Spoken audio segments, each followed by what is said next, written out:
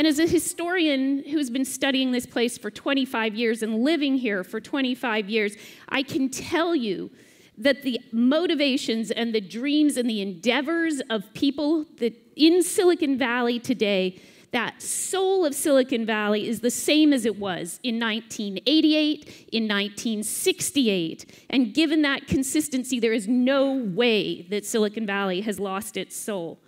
I mean, let's look at why people are here today. And that's hard to say, right? There are probably about 6,000 startups in Silicon Valley.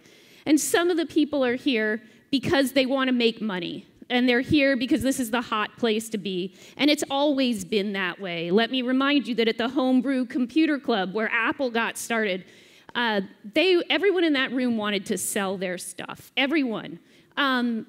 Bill Gates wrote a famous memo chastising everyone there for stealing software, for sharing software. That was not the name of the game.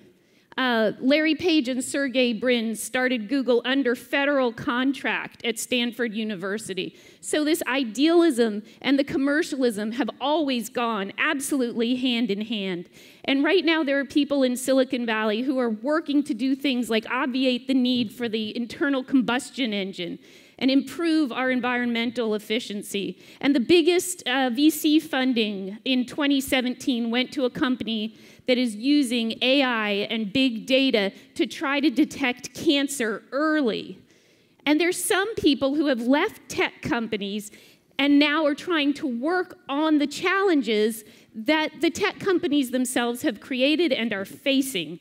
And this was the exact same situation we had, for example, in the 1980s. If you look at the last quarter of 1980, you had these huge IPOs, Genentech in October, and Apple in December.